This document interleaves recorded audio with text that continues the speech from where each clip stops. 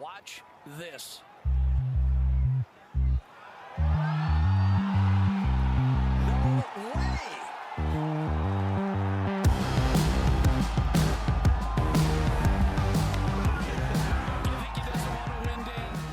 Hello and welcome back to another episode of the Cookie Jar Golf Podcast. I am Tom Mills and today I'm joined by Bruce Fitzpatrick. Good morning. The return of the prodigal's son. How are we? And Sam Williams. Very good, thank you, Tom. Bruce, you're juggling your breakfast at the moment, but welcome back to the UK. Perhaps a few pithy words about your travels. Well, I was listening to your Crossland Heath Course Diaries episode on the drive over here today, just to obviously catch up. And yeah, appreciate the shout out about golf at Machu Picchu. And you know, do you think you could have flushed it up there? Well, the turf up there is actually quite good. So I did think about, if you could drop a ball and find a 6-iron from somewhere in a country where no one actually plays any golf. Fine leaf grasses. Quite arid, very mountainous terrain, some sandy soil. So you were over there for 3 weeks? I was over there for 2 weeks. I did a little bit of time in Peru and then went up to Costa Rica. Costa Rica, you absolutely could not play any golf there, as far as I can tell. I mean, you find some class A narcotics there, can't you? Well, yeah. I mean, I wouldn't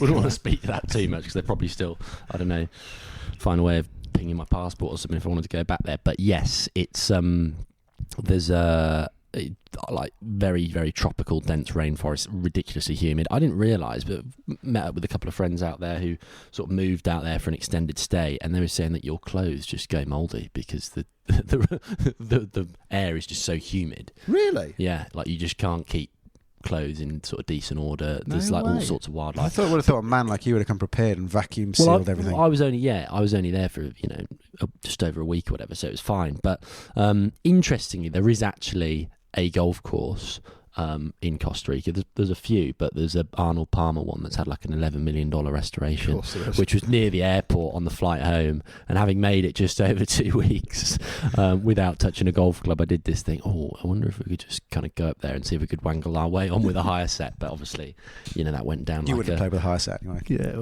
Yeah, get my clubs shipped over. What's that thing? Shipsticks? Shipsticks. Yeah, other shipping companies are available. But no, it was very nice. It was a very nice trip. Although, I've got to say, I was so excited to get home. I don't know whether I'm just one of those people who's, I don't know, just a bit miserable or like sticking to what he knows, but just flying back into Heathrow, even though it was like a grim, overcast day, about -1, really? I was just like, yeah, this is nice, actually. This is the best You're well place off the to grid be. where you were going, aren't you? Yeah, I wanted to do something a bit different. So I've not really done It's great much. to go somewhere like that. Yeah. But I do feel like when you get your feet back on terra firma from somewhere like that, it's like, whew. Yeah. Yeah, it's just a relief of surviving, isn't it? just like the roads. It's something that you wouldn't really take for you wouldn't think about all that much. You kind of take it for granted. But like the roads in Costa Rica, for example, are just absurd how bad they are. Like there's riddled with potholes. It takes you sort of 3.5 hours. Costa Rica is a bit more sketchy than Peru, then.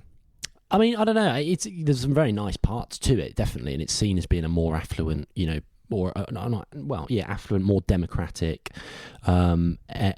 country in Central America, I think. I mean, we've gone off on an absolute tangent. I was going to say, it's turned into an episode of Judith Jarmusch, Wish You Were Here. Geopolitics on a golf podcast. But I think we've got the high-level summary. Yeah. Great trip. Yeah, but no, anyway, very pleased to be back and enjoyed the content while I was away, guys. The Crossland Heath the content must carry on. And the show must go on, Bruce. It's been good to listen to. And your Eclectic 18 with Zane. Enjoyed listening to that on a very bumpy bus ride in Costa Rica. So no, it's been good. Lad. Yeah, so we're currently sat at Woburn Golf Club. I've never been here. You pair have. Today we felt would be a good opportunity to record a podcast about.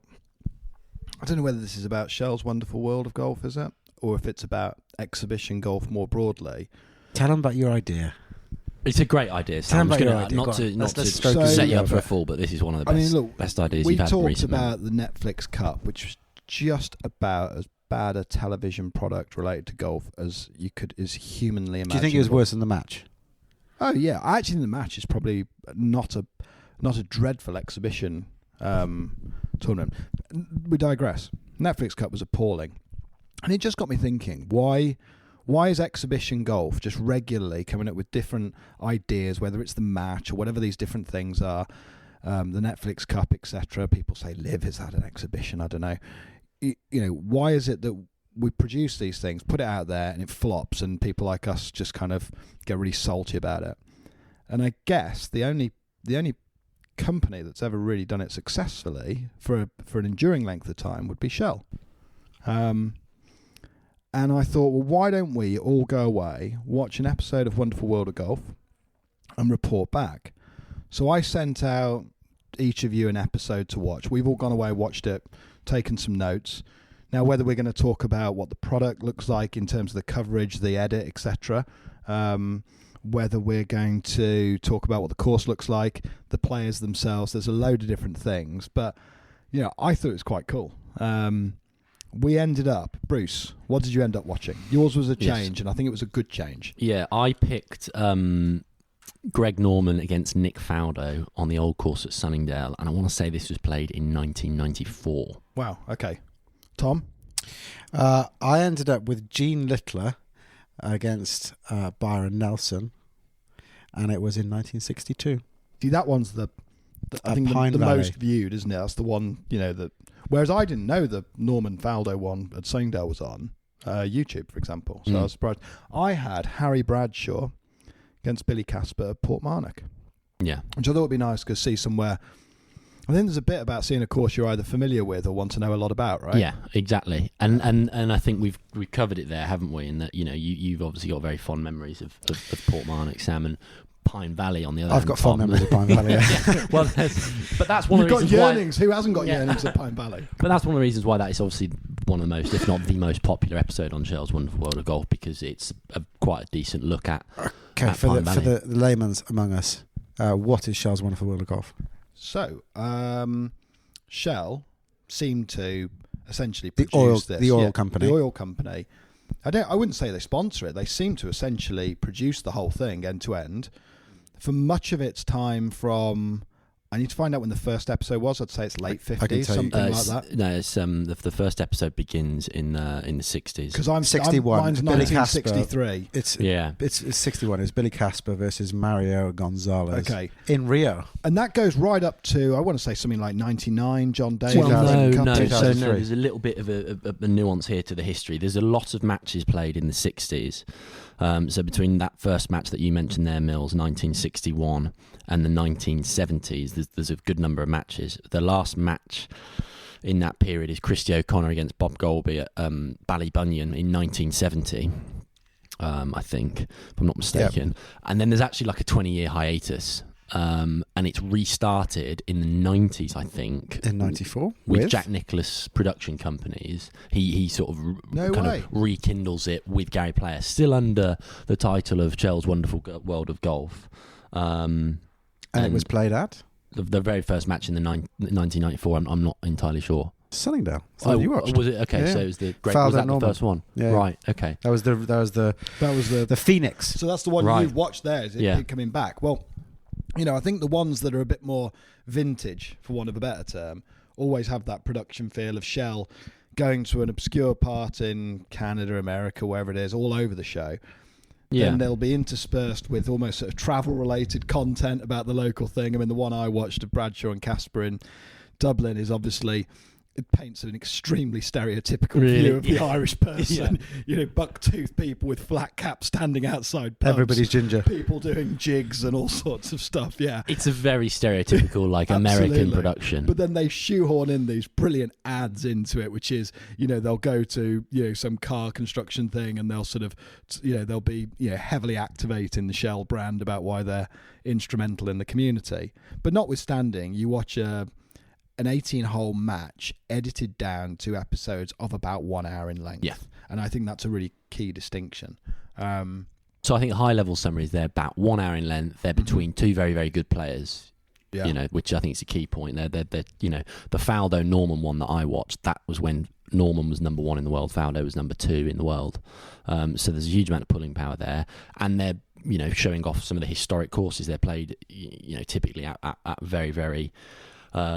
historic or well-regarded courses. So you just look at the list that they've been played at. We've mentioned Sunningdale, Portmarnock, Pine Valley, Hamburg GC is on there as well, which is pretty cool. There's I think some like, niche There's ones. some like Jamaica. There's some Japan. stuff in Jamaica. Is there one in Japan? I'm pretty sure there's one at Japan as well, which obviously has a special place in all of our hearts. Royal County Down. There's a load of resorty ones as well from yeah. the sort of 60s. Saint Cloud in Paris. I mean, which is It's there, where we were talking about playing. Yeah. Which you don't know how much that's sort of changed. There's one in like Panama. There's Oslo. They do quite a few in Malaysia. things like Bahamas Yeah. and all this. Sort Anyway, of stuff. we digress. Yeah. It's brilliant.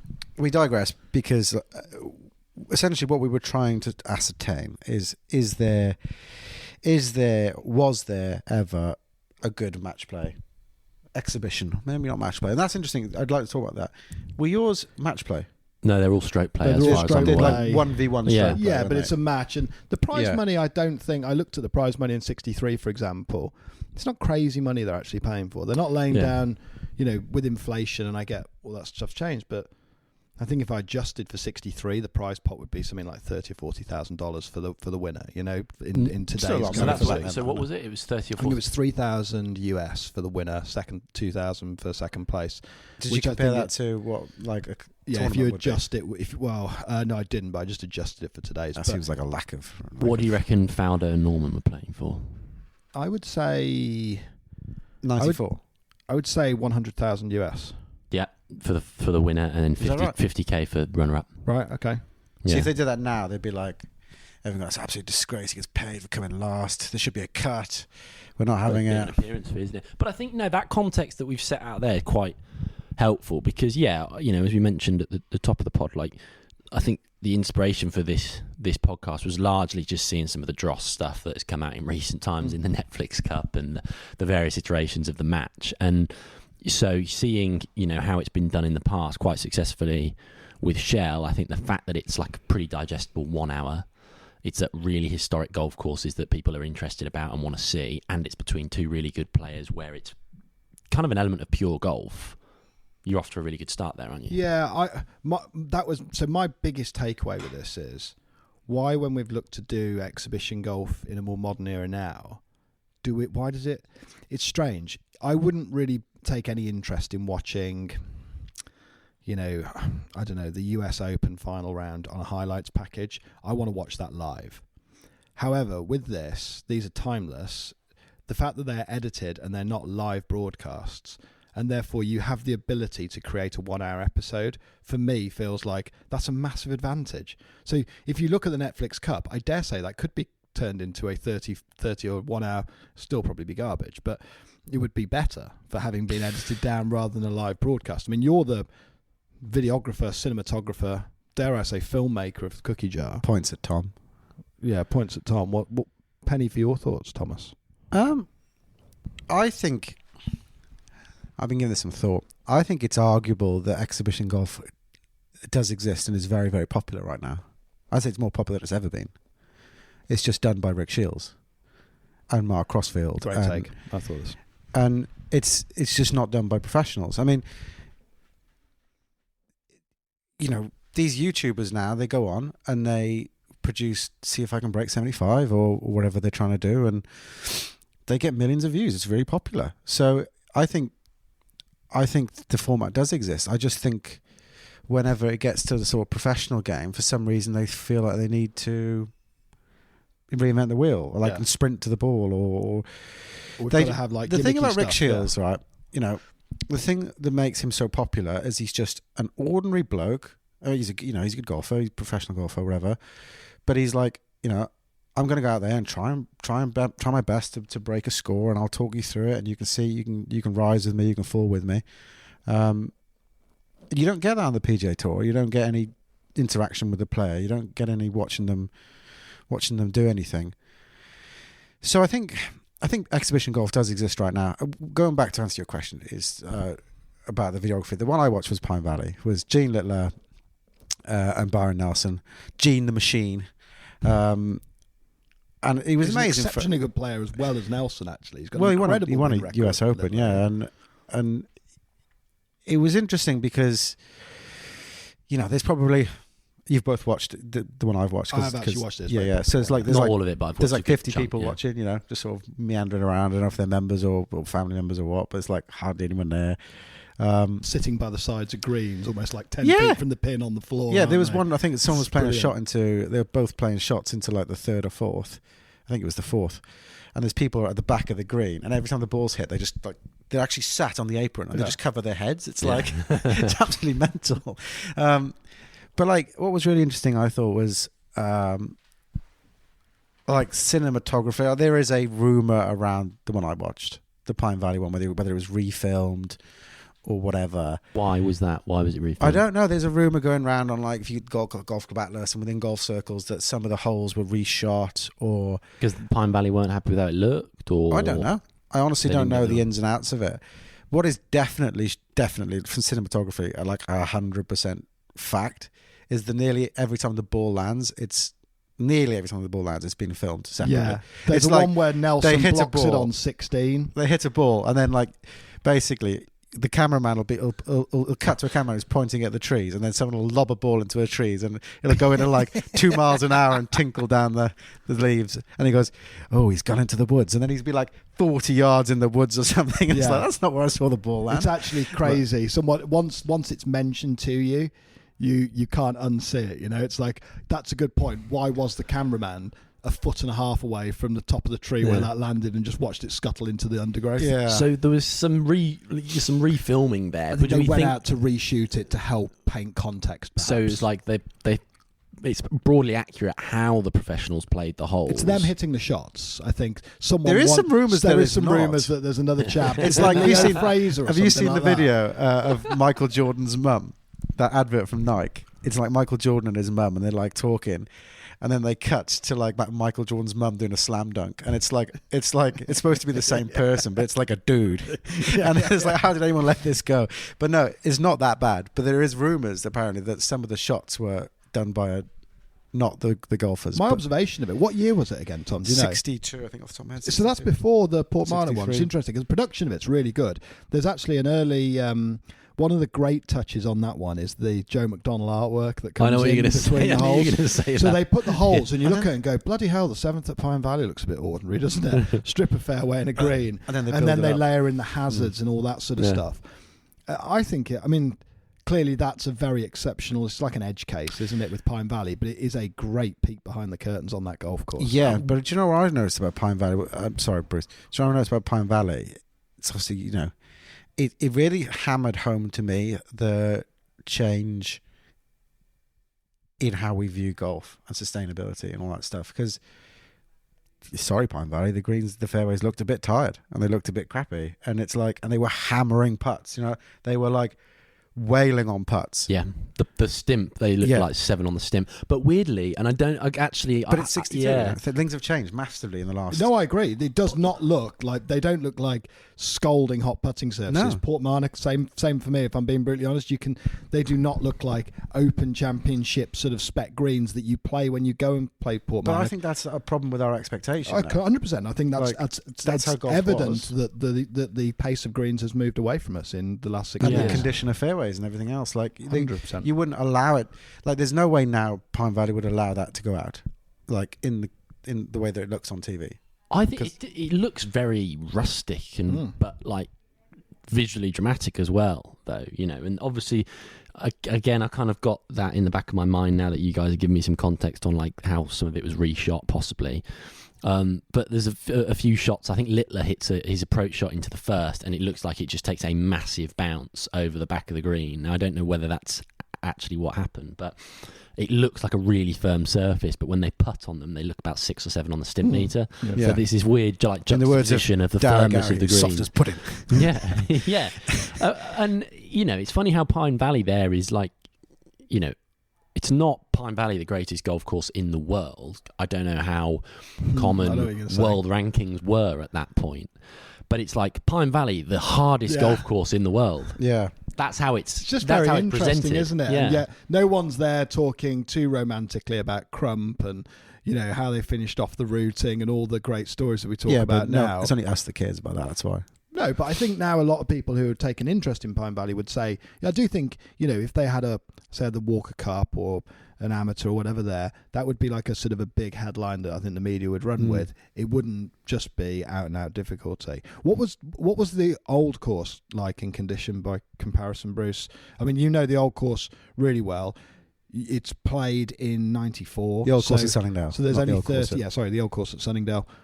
So there's only 30 years between. Is it carbon copy to what you play today? No, it's very different, actually. Is it? It's really different, I think. Are they playing persimmon? They're playing persimmon, so there's some really interesting stuff we could go into on that in terms of like where they're hitting it. I think yardage-wise, it's broadly similar.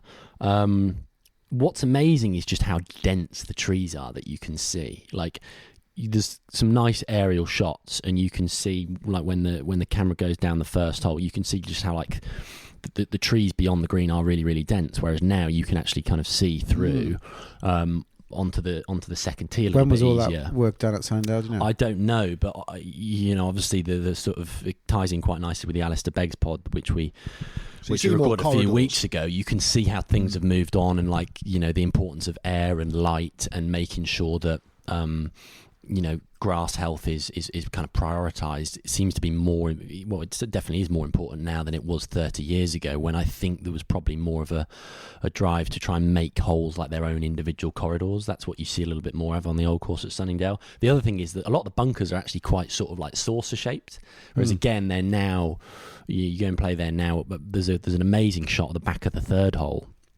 So from behind the third green, looking back towards the tee on the third of the old course, and like there's two bunkers at the back which aren't there anymore, and they're very kind of like saucepan kind of shaped, saucery shaped, whereas now they're a lot more like laced edged, or kind of just more rugged and natural. So I think from the course standpoint, like the course has improved, and it's obviously always been a great golf course, but it's been improved over the last 30 years since Norman and Fowler. What does the condition look like on TV?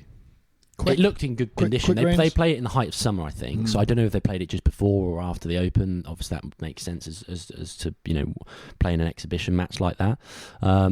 The greens, their greens look about 9 on the stimp meter. They don't look crazily quick, but they look like a decent pace. Yeah. They look like a decent pace. And what's funny is they're hitting persimmons. So like neither player, I think both players hit it in the rough on the first, and neither of them manages to get it on the first green. They don't even get though home it's a until modest par 5. It's like 490. And any tour pro now could blaze their drive I noticed anywhere. that. Well, they hit 2 iron. They're probably at 2 iron, 7 iron now. Yeah, some of the tour I pros. noticed that about like the Pine Valley one as well, though. Like, I can't quite work it out whether the players are better or it's tech or what, but like they were driving it into the rough and then they'd lay up. It was like they would like a very conscious layup. It's not like, oh, I'm going to try and get up to the greens. Okay, I'll take a wedge out and then we'll get on from there. Yeah, well, like it seems to have, like golf seems to have changed. Nelson does that on the first. I think he hits it a little bit left. It's a 410-yard par 4. I think he hits it a little bit left, then hits a wedge out, and then hits like a 9 iron on or something. Yeah. And then a few holes later. Actually, I think it's the second hole. It's like a 380-yard hole, and Nelson hits like driver 6 iron into it. Yeah, but all the numbers are different. Like, so I the think loft. some of this is not just equipment and how far they hit it, because that's one of the points I had circled. The fascination of watching them play with the old kit, it kind of links back to the podcast we did with James. I noticed in the Bradshaw Casper game. Now, I don't know. Billy Casper's never known as a massive hitter of the golf ball, and Bradshaw's, I think, 50 years of age when he's playing this event. So they're not huge hitters, but there is a huge differential hole to hole in how far they hit it. So, I'm going to butcher this, but I think it's about the 16th at Portmarnock. Bradshaw's sort of fairly clear ahead, but he hits a bit of a wafty swing, and the commentator goes, "That's no more than 180 yards off the tee box," Whereas when they nut one, they're getting 300 yards up the middle with roll and stuff, which obviously it's a links course and stuff. But it shows that difference with the persimmon and the old kit is there's such a premium on striking the absolute epicenter of the face. Otherwise, they are losing huge amounts of yardages. And in a lot of those courses, they're struggling to get home.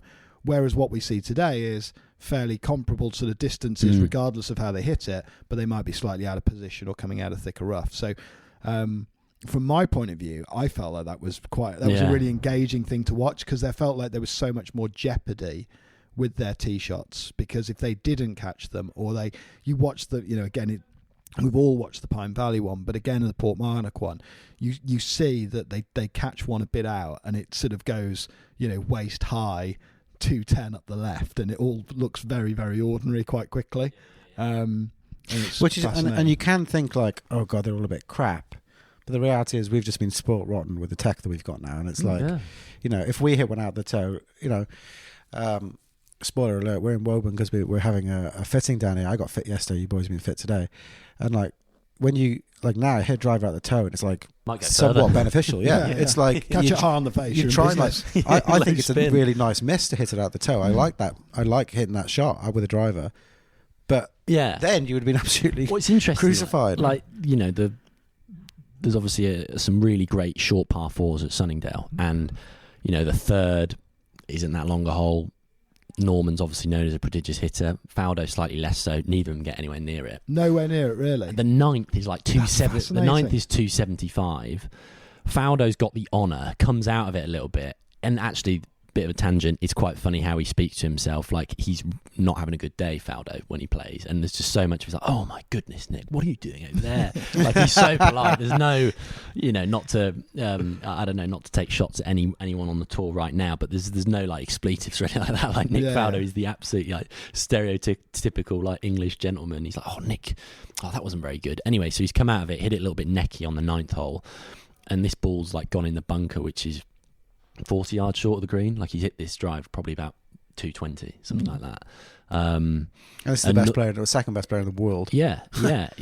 And Norman's like roasted one and just about got it to the sort of front left edge. It's just kind of run through. Norman's always the best driver on tour. He's a huge hitter, and he was exceptionally straight as a driver. So you put the modern kit in an equivalent standard driver of the ball. I suppose the modern era would be somebody like a Rory. Rory can't hit driver at the ninth on the old course. No, he'd be in the hedge the other side of the 10th, wouldn't he? Yeah.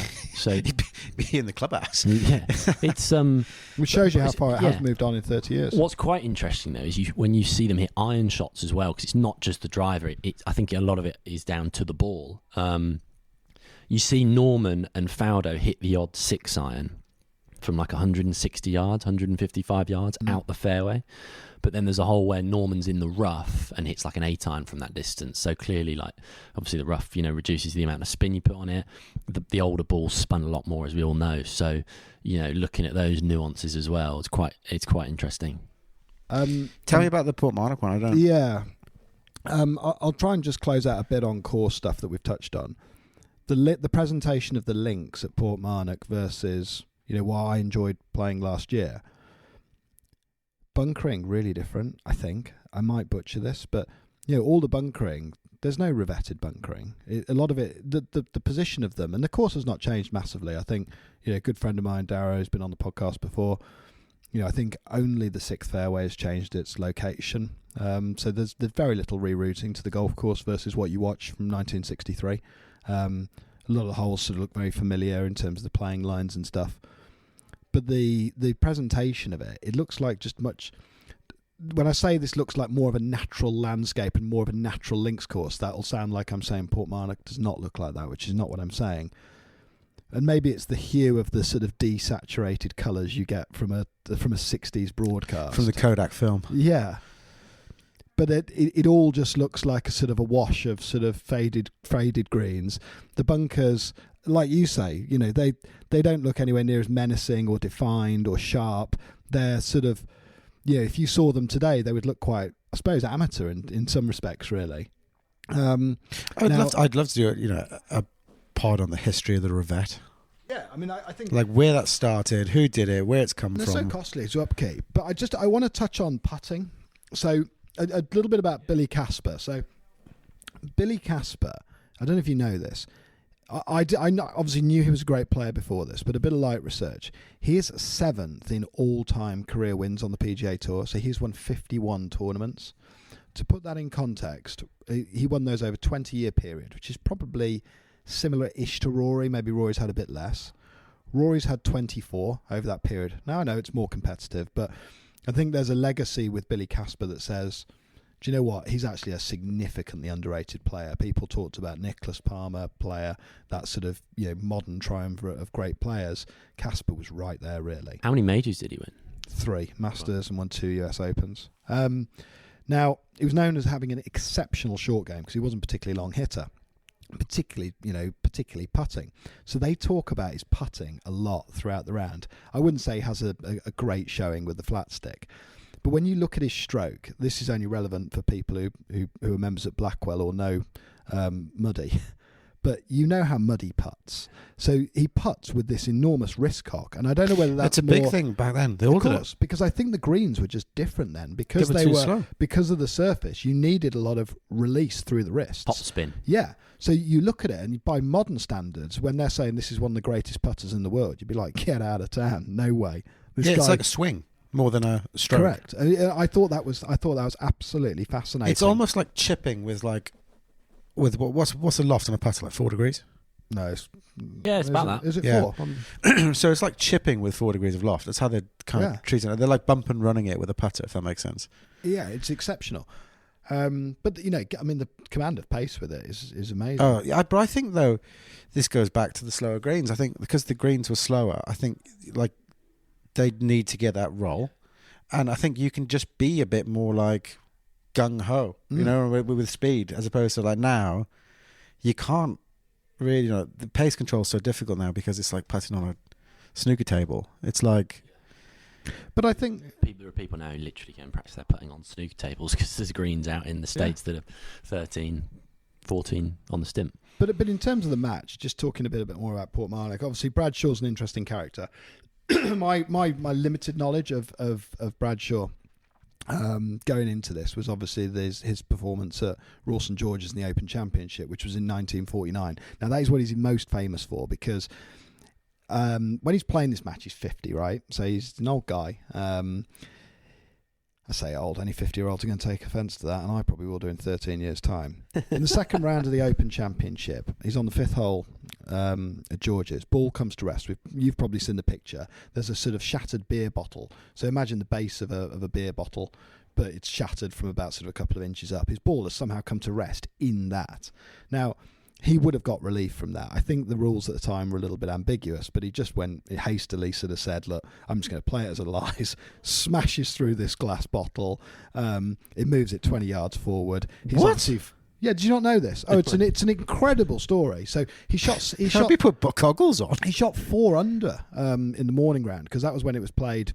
36-hole final day. Yeah. So he shot first round 4 under. He's kind of in good shape. He's going well. He then has this beer bottle incident on the 5th hole at Rawson George's. Takes some brash swing at it, trying to sort of shift it out of the beer bottle. I'll put the picture in the website or something. Gets completely flustered for a few holes and goes on and shoots 77.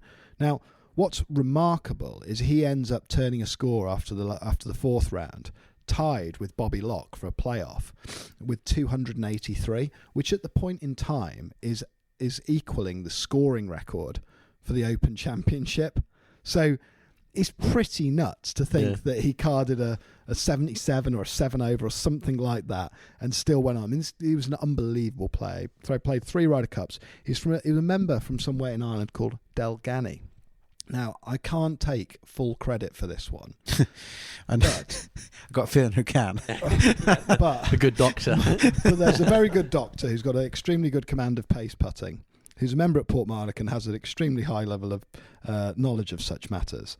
Did you know Delgany has produced 4 Ryder Cup players? No, I didn't, surprisingly. Did you know, Bruce? No. No. Enlighten us. So one of them's Harry Bradshaw. One of them is indeed Harry Bradshaw. Can you guess any This of the doesn't others? feel like it's knowledge that's off the top of the Christy head. O'Connor? No. No. It is Norman Drew, Fred Daly. Oh, Norman Drew. Sorry, hang on. Harry Bradshaw, Jimmy Martin, Eamon Darcy, and John O'Leary. Okay, so not Norman Drew. Not Norman or Drew. Fred Daly. But Eamon Darcy. Yeah. And there's 2 clubs in Ireland that did the same, and that's where you've got Norman Drew, Fred Daly, David Ferrety, and Eddie Polland. Oh, Anyway. that's insert name, of course. Balmoral. Balmoral. Anyway, we have digressed massively. What was But- the scoring like? Did you get any sense of score in your 2 matches? Yeah, so obviously They threw for birdies the, at the card. for the It's Pine hard to make birdies at for the Portmarnock. Pine Valley match. It was like, pars win holes for sure. It was there were doubles and triples flying around, weren't there? Quite a bit. Yeah, Gene the Machine had a quad on the 5th, which I think was pretty much the end of his day. I think from there on in, he pretty much parred in. I think he had a birdie. What happens and a on that hole? It's pretty legendary. It's a miracle he completes it. Is it the 4th or 5th or something like I that? think it's the 5th hole, the long par 3. Were yeah, they hitting driver? Yeah, they both hit driver at it. It's 220. 220 something. And they both hit driver. And Gene catches one off the binding, is that right? So basically? Gene, let's get this order right. I think Byron Nelson is first and knocks it on the green with a driver to 15 foot. It's a great shot. It's an absolutely, in awe of it shot. And then Littler just blocks it really, or he's having a bit of a slicey block day really. Like throughout the round, he did that, but he's in the trees and he's got an unplayable lie. Tries to play it, moves it a yard. Tries to play it again, moves it a yard. Then this is where like some of the finest editing comes in, because then he like sort of duffs it, and then imagine like then being like like now on like Twitter and TikTok and stuff, you see like POV, and it's like, well, it's like the ball comes from the camera, right? So then it cuts to this camera, and so like just basically like underarms a ball into the rough, just above the bunker. You can tell they've had like 3 goes at it, like, it's landed in the. Imagine what you can do with a generative AI. Someone's having to Adobe take their hand away too quickly because you can see it on the release. Yeah, so like someone lobs the ball into the like just the fringe between the bunker and the green, then he chips up 2 putts, comes away with a quad. Now, this is where I was like asking the question whether it's stroke play or match play or whatever, because it was obviously it's competitive 1v1 stroke play, but from then on in, like there's a 4 or 5 shot difference, and you're like, yeah, it's nothing really going to happen here. So I kind of lost. It's not interesting, but he does close it out brilliantly, Littler, doesn't he? Yeah, I think from he then on makes a couple of birdies to finish down 17 and 18 of the highest order. Yeah. Couple of birdies, couple of bogeys. I think he was 7 over. I think Nelson was like 3 or 4 over from memory. Nelson shoots like 74, I want to say, and I think Byron Nelson is 70 when that's been played. Is that right? Pass. Getting on. He's definitely knocking on Byron Nelson at this point in time. I don't know. This is where he lives. I think Nelson retired and moved to his farm as soon as he could, didn't he? Wanted a quiet existence. Farming. Read the match. Ranching, that was his. Well, I can tell you how old he was. So Byron Nelson was in 1962. He was 1912. So he's not. He's 50. Yeah, 50 on the button. So never let the truth get in the way of a good story, though. What about yours, Sam? Scores like at Portmarnock? Similar. So I think Bradshaw sneaks. Spoiler alert: 73 around Portmarnock is not bad. Now, interestingly, the commentators talk about Bradshaw when he goes there. He was sort of known as he used to hustle some of the Americans quite a bit, I think, Bradshaw, because he was just an incredible player, clearly. He shot 64 round Portmarnock on a number of occasions, and the card they're following in 63 is essentially a bogey 74. I mean, it's an incredibly tough course to play. The command of just one thing on Bradshaw, the command of distance control and the way they played different iron shots stood out to me. So I think you touched on it where you were saying about hitting 6 irons out of the fairway from 150, then hitting 8 irons from 170. Saw that for sure. Like, saw them hitting little sort of knockdown 9 irons and stuff from 100 yards, chasing it in or stamping on 8 irons. And, really, really creative iron play. But their command of distance with the irons was unbelievable. Really, it's particularly on a windy day around a very firm links course like Portmarnock was incredible. I think with the lack of tech and stuff in the clubs they were using, it's like, if you're short-sided, you're not going to generate 1,200 spins. So it's like, or 12,000 spins. So it's like, let's try and keep it on the ground and run it around this surface and see if I can get it somewhere near. And it's much more creative way that they think about it. What I found interesting, spoiler alert, I've not watched a ton of Shell's Wonderful World of Golf. So I watched, I think I'd seen a couple in the past. But hosting mine was Gene Sarazen. Yeah, he hosts most of them. And he hosts all of them. And then afterwards, Gene Sarazen takes them out to recreate shots. Yeah. Does he do it with all of them? Yeah, absolutely. So, Gene Sarazen is in that early period. By the time we get to the 90s, it's Dave Marr, though. But again, I think that's something that's worth just, underlining, is how the hosting is actually... It's really quite... enjoyably amateurish, I think. Yeah. You haven't got like again, I don't want to keep just drawing comparisons with what we've seen in recent years, but likes Charles Barkley and the guys who are hosting the Netflix Cup, it is like just too in your face, and they're not really golfers. They're not golfers. And I get that they're trying to make golf appeal to a larger audience, and that's a separate conversation that we can go into later on if we want. But having people with like really credible playing careers behind them, the likes of Gene Sarazen, who's a legend, wins obviously career Grand Slam, and Dave Marr as well. Like it just makes I think it makes it more about like pure golf rather than just the kind of, I don't know, fanfare and theatrics around it. I'll tell you what, I don't know if you noticed it, but please go back and watch the Pine Valley one. There is such an enormous, either conscious or unconscious bias from Sarazen. Because every time the two of them, Littler and Nelson, are there, right, Sarazen's talking and almost turns his back on Littler. He's like, how'd you play those great shots, Gene? And it's like literally turns his back. It's so dismissive of Littler. It's like, he's dismissive. How do you play those great shots? Byron. Byron, yeah. So he's literally... He kind of half turns his back, and it's like always talking to Byron Nelson. Really? But it's obviously like, I don't know. I just thought it was quite humorous. There's some great cultural takeaways in this. There's a brilliant undertone of sexism throughout the entire showing. I didn't notice that, mine. So the scorer, so they've got the rules like the match sort of officiator or referee or whatever. And then you've got the scorer, and the scorer is like a quite good-looking girl, blonde hair, sort of late 20s. And they're introducing the characters. So they introduce the referee, and it's like David or whatever, boom, straight to the next shot. And this is, Elizabeth, no idea what her name is, who's going to be the scorer. And it sort of slowly zooms into her really close up. I don't think it's Sarazen, it's the other chap who's with him commentating. He goes, she's lovely. Oh, no, what? Something to that effect. Really? And there's a few bits in the crowd. I paused one bit and sent it to a few mates.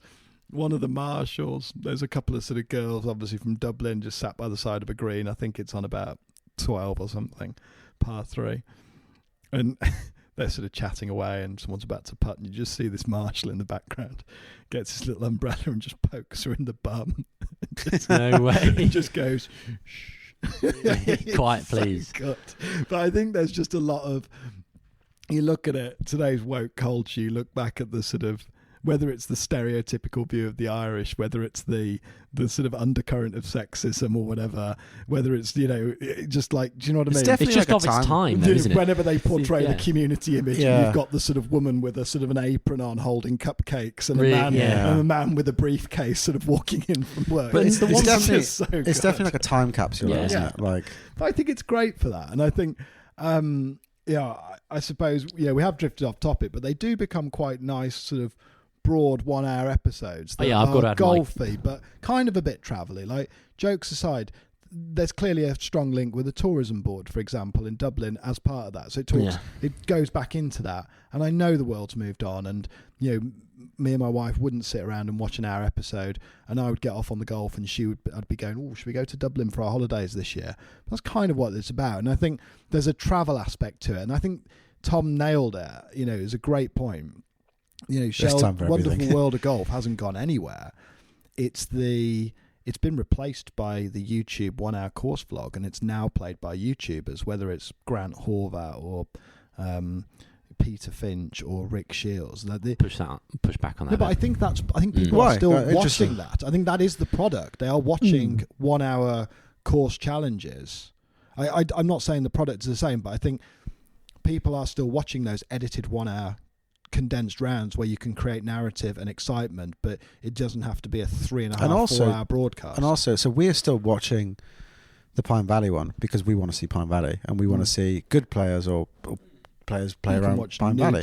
Where now you watch like Grant Horvath or whatever play around, or Rick Shields trying to break 75 around Cypress Point. I know probably hasn't done that. I don't know. Yeah, you don't get around Cypress. You get around like an Open Championship venue. Yeah, medalist. Watch him play medalist. That's quite interesting. And they are. You can see why it's engaging, right? But I think it's more focused on. I can see why it's engaging. Yeah, I would just say that there's some. The big distinctions are that it's more focused on the influencer who's playing it and their golf, and I can see how that might be appealing because. We've heard it so many times, particularly in the modern game we play now. We can't relate to McIlroy roasting 330 through the air and going shooting 61 off the members' tees at a course. But seeing Rick Shields saying, I'm just slicing it today. Like, I've really been struggling with my chipping the last few things. can I try and overcome this personal struggle and, break 80 around a championship course? I can see how that has an appeal for some people, but I think, there's the cultural takes that we've all mentioned about, the Shell's Wonderful World of Golf episodes, and, the fact that there's actually quite a lot of emphasis on the courses as well. Like, we've talked about the Pine Valley little Joe McDonnell-esque kind of watercolours that you see before they play each hole. Sunningdale does a flyover of each hole as well. I imagine Portmarnock there's something similar. I think we could probably all agree that, like, having that kind of broader experience that has some funny, like, endearing touches around, cultural sensitivities or what the course is like, and also having two great players play. Yeah, I'm nostalgic about it. Definitely. Yeah, but I don't think we're arguing that it's a better product. I'm just saying it's not gone anywhere. We think it's gone, that format of golf, and I don't think it has gone anywhere. No, I and almost they've almost done it better, if I'm going to be brutal about it, because it's more accessible and more relatable than it was. Well, no, I would push back against that. But no, like the ability to watch it. So I look at it and go, if you take that product, like, okay, they're working 60 years ago with the equipment, or 30 years, whatever. The construction of 1 hour course vlog challenge matches, I look at it and go, God, there really is space to do that well today. I'm not saying you alone would be able to go do it, because you've got to have multiple camera people. Oh, they're big endeavours. Yeah, and you got to get sound and stuff, but it's clearly not impossible to recreate this. Well, Rose Fleetwood is quite an interesting one to mention, actually, just to bring it back to Sunningdale. Is that that was a match that was played back in July of this year to celebrate the 100th anniversary of the new course, between Tommy Fleetwood and Justin Rose at Sunningdale. Yeah, and that's been broadcast on Sky Sports. I haven't watched the recorded version of it. Doesn't that tell you everything, though? Because I haven't watched it either. Well, I was walking around watching it live. Right, okay. So that's even better. Yeah. But yeah, and I don't know how long that's ended up, but certainly quite a few friends have said, like, oh, this was great to see, see the new course and see these guys play really well. Fleetwood, shoots 63, Rose shoots 65, it's not a million miles away from, I think Norman shoots like a 66 and Faldo shoots a 67 around the old course. Which, and you said Faldo didn't know his best game with it. I mean, well, I don't know if you want to come on to this, because I think there's actually some funny, there's some mileage in talking about the comments sections, but there's a guy in the comments on this episode who says, I mean, Nick Faldo, what a star, has no right break in 75 there, and yet he goes and shoots 67, which is true, because, like, he hits about 4 greens on the front 9 in regulation, really? Holds a bunker shot off the 8th, and the whole time he's going, oh, Nick, God, that's bunker shot on 8. Yeah, on the 8th of the old, yeah, from down on the right side, just like, no way. Yeah, flops it up. He's just getting up and down from everywhere. Whereas Norman is just like flagging it. It's nuts. He bogeys the last couple, and it's funny because someone in the comments, he's just slightly uninformed take, but also quite a brilliant take. Someone's like, yeah, just staggering, isn't it, watching these two play? I mean, Norman was imperious at his prime, wasn't he? But he just couldn't get it done. Like, amazing to think Nick Faldo won the Open with 18 pars in 1987, and 2 years later, Greg Norman makes 10 birdies in the final round and the playoff of the Open and doesn't win. It's quite nice. Yeah. There's some nice storytelling, and obviously 2 years later, you have the infamous Norman collapse at the 1996 Masters, where Faldo overcomes a 6-shot deficit. There's always that big rivalry. Yeah, There's a lot spoken about whether there was animosity or if it was just a competitive rivalry, but the sense was that, those two couldn't have been further apart. I mean, they were like oil and water, weren't they, really? Let's be honest. Yeah, they get on and they chat a little bit, when they're going round. And Nick Faldo... Are they mic'd up in yours? Yeah, they are. They're mic'd up. So through that round, you can hear them talk and... Yeah, and you don't get that in the Pine Valley one. And I think there's a nice, that's one of the nice things about it, is that when you're seeing some of the best players in the world play, especially when we're sort of 20, 30 years removed from it, you can just see how the dots join up. So there's obviously the context of the majors and how Norman was just, an absolute, prodigy and won so much, but couldn't really get it done in the majors, whereas Faldo just, won 6 majors and was just an unbelievable closer. That and those nice sort of like bits of context. Looking back, I think that's probably why we're nostalgic about stuff like Shell's Wonderful World. Do you think in like 30 years' time, people are going to be looking back at Rory going like, it's amazing what he could do with that technology. Like, it's amazing that he could shift it that far with that tech he was using. I mean, it's so much easier now than it was back then to hit those titanium. It'd be so interesting to see what happens drivers. with this announcement, wasn't it? Because it's got to go backwards. Just It's quickly clear before we they're move on gonna to move on to because I think that's probably worth talking about because it ties in what we're doing. What I would say is really good about this format is you suddenly take out. Maybe this is the wrong thing to say. You suddenly take out the course. So it doesn't matter if the course is can't host a major or is not big enough or is too short. So you can start playing it back at Sunningdale, or you can start looking at really interesting old courses because it doesn't really because there's a lot of courses now that can't host an Open because they don't have the infrastructure. That formerly as held an Open, like Deal, for instance. But you could go to some really great places with this, couldn't you? You could go and play, and I think you look at like the no laying up tourist source stuff, whatever, Lofoten links and stuff like that. There's a real demand to see these types of places because there's a lot of places, like I would love to go and play Royal Melbourne. The likelihood of me being in Melbourne in the next 5 or 10 years feels a kind of world away, to be brutally honest. So, getting to see, obviously we have things like President's Cup, I get that, but you get my point. Totally. Hirano. There's some places that you would just love to see people play. I'd love to see it being played at RNGC in Devon. A backyard pitch and putt. But From the Sublimes are ridiculous. no, but you kind of got it right. Like there's just so much scope with this. Yeah, I it'd think be nice it's to do it easy back. to forgetting that. As you guys have both mentioned, like in the current climate, it's such a massive undertaking for a golf club to host a big tournament. Even a major championship, like that's a huge undertaking, and it's not just whether the course is going to be overpowered with modern technology and how far everyone hits it and how well everyone plays nowadays, but just the crowd, the grandstands, just the length of time the course needs to be prepared for. Everything is just a bit more dialed back, isn't it, in this kind of format? Yeah. Like, you don't need the course to be utterly blemish free. You're not going to have as many spectators. You're not going to have loads of practice rounds. You're not going to have loads of competitors where there's a chance for someone to go and shoot 58 or whatever. It seems like it's still achievable, and people don't really mind if a couple of guys go out and shoot 63 and 65. The problem we've got now, and this is I didn't want. The problem we've got now is that the players are so entitled financially that you're not going to get them to go play unless you're willing to stump up a ton of money. You're not going to get them to go play Sunningdale. Like maybe the European Tour players, Rose Fleet was slightly different because I think there is a difference between European Tour players and the PGA Tour players. DP World There fundamentally is. It's DP World Tour players. That's the shame of it, though. I think is because we've become, with Liv and I guess really it starts with Tiger. Listening to Dottie Pepper actually on a podcast a few weeks ago, saying how like golfers have almost become accustomed to being paid huge amounts of money that are commensurate with it being a mainstream sport, and it's just not a mainstream sport, golf. And we're trying so hard to make it out to be a mainstream sport like NFL or NBA or Premier League football, but the result is that we have stuff like Liv coming along, which is a bit artificial, and there's sums of money being thrown around. No, I now. agree, and I think that's where it feels really uncomfortable with. It's always reaching for this F1 thing. Like there's been real success with the F1 documentary because it's taken a product that's very difficult to follow over the course of a weekend for the Singapore Open, time difference, qualifying, practice, race, restarts, whatever,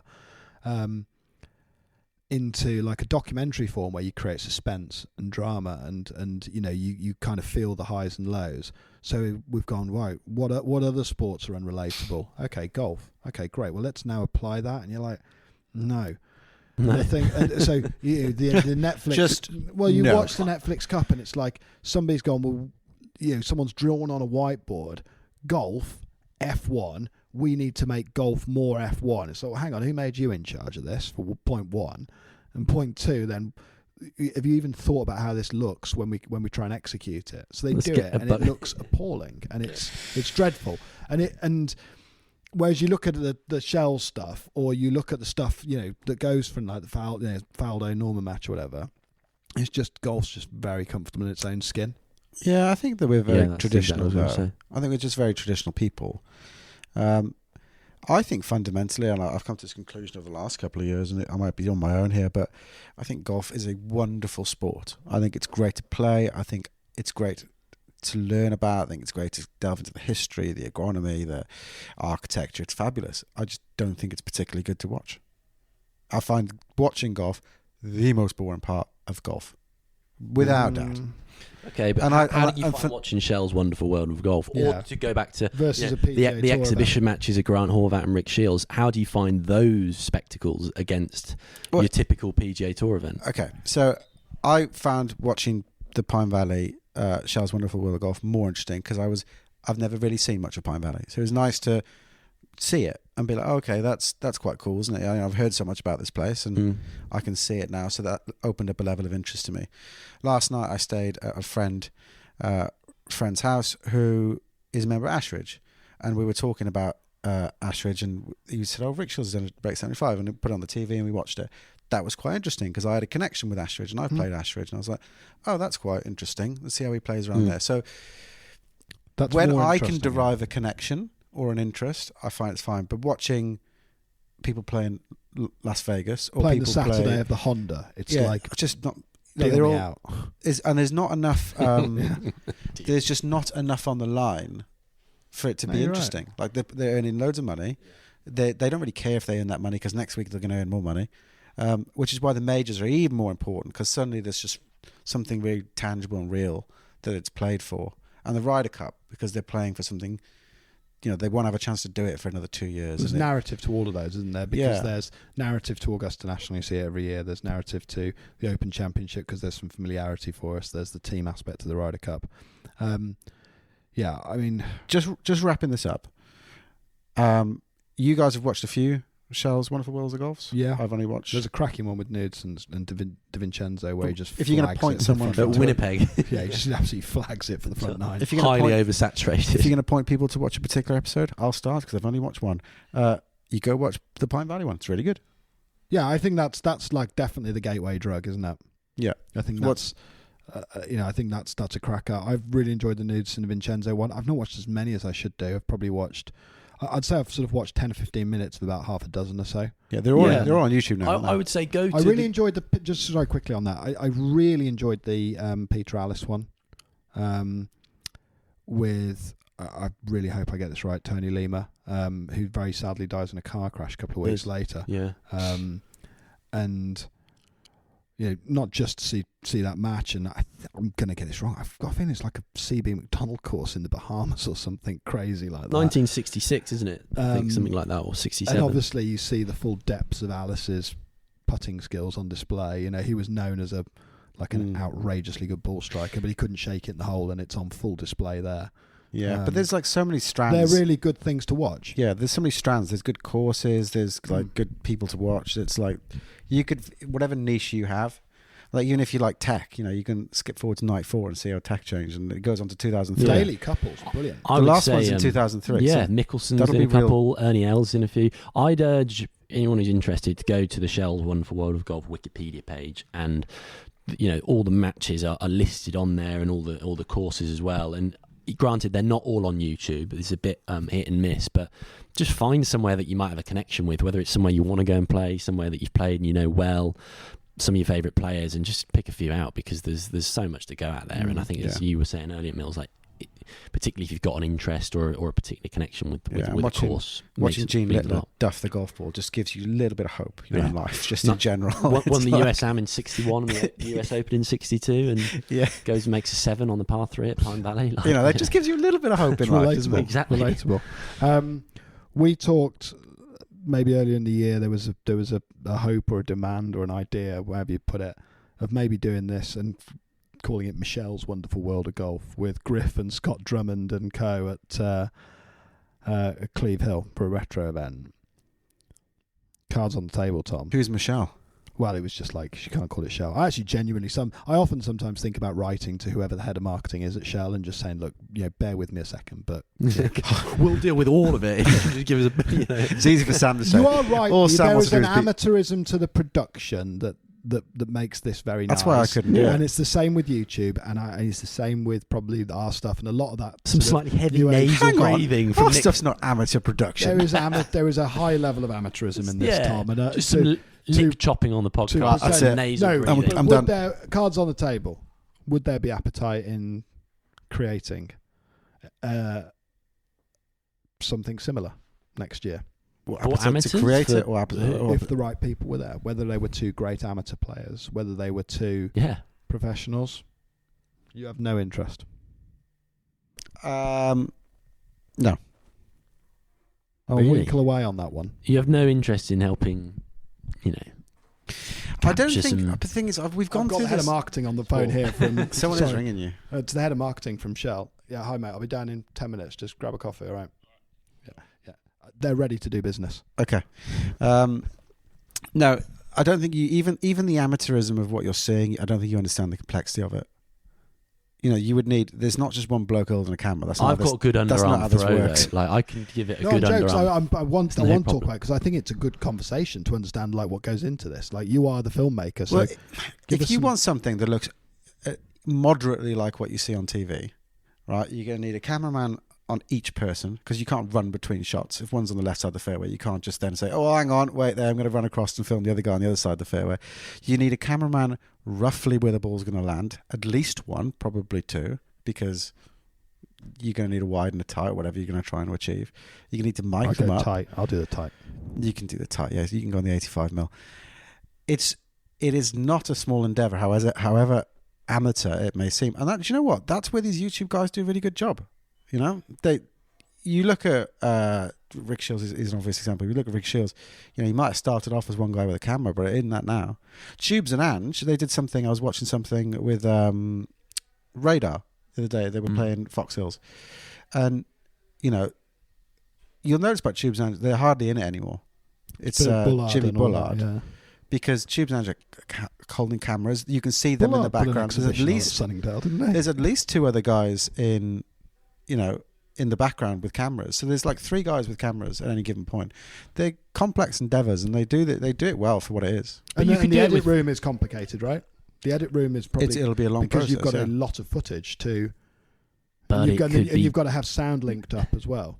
So you. great content though. I still want to. I still think would be. everyone No, I agree. I would think love it's to see Sam Williams I play think our Phil Mickelson listeners might- because his game doesn't really stack No, up. but Foreplay did a whole thing with was it Riggs playing Kears round Palmetto, giving him a shot a hole, and he just got waxed. It was, they are watchable, but I think our listeners will find it interesting about the process because some people genuinely might think that Rick Shields has stood there with one camera and just loads it up, and then you have it. And like you say, the production value in some of these things is extremely high, and these are several camera operatives. Not amateurs. To be the they're optimist in the room, they're not. though, they don't show every shot on Shell's Wonderful World of No, Golf. they actually miss out whole They- holes. they- Yeah, sometimes and some miss often out. the best. I mean, Yeah, they missed out sometimes. the 15th at Port Marnock pretty much, and the So- 10th, which are two. You see like two shots from those two they- holes. So there's really- some nice amateurish to it, like They do and this Nick really weird thing. Faldo It's just not with because some they haven't heavy closed the nasal shutter, breathing though. on It's the because they've microphone. tried. It's not because they've It's not.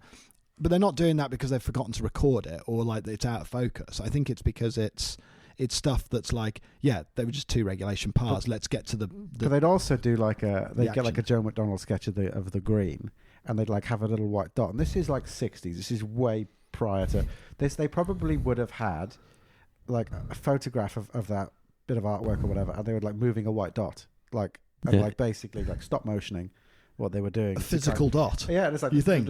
like it's You think it'd be like a model, and they'd be like, it's about a that. little bit. Yeah, I mean they would with a we're not- camera mounted We might above. have just but we're talking. This is before the moon landing.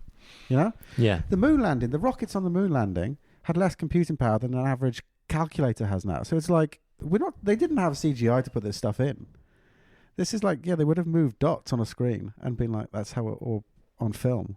Well, I'm going to winkle away at the idea of seeing whether we can do it and draft in a few people who might be willing supporters. Mm. But if people have any other thoughts about the topic, I'm sure they'll be in touch. Is there any other kind of key announcements whilst we're on the pod? Yeah, if you're interested in joining us for a beverage, 8th of December, Urban Golf, get in touch, email or on socials at Cookie Jar Golf. Apart from that, It's time to go and get fitted for some grossly oversized equipment that makes the game a lot It's easier. that annual, than it it's that was at annual my time of the in year where I go in 1962. hoping for blades and know I'm almost certainly going to come out with a heavily cavity backed iron Yeah. and you always get fit in like -2 degrees temperature. I've not got the athleticism to wield these clubs. So Anyway, you need to go start landing and warm up. Until next time. adios. Watch this.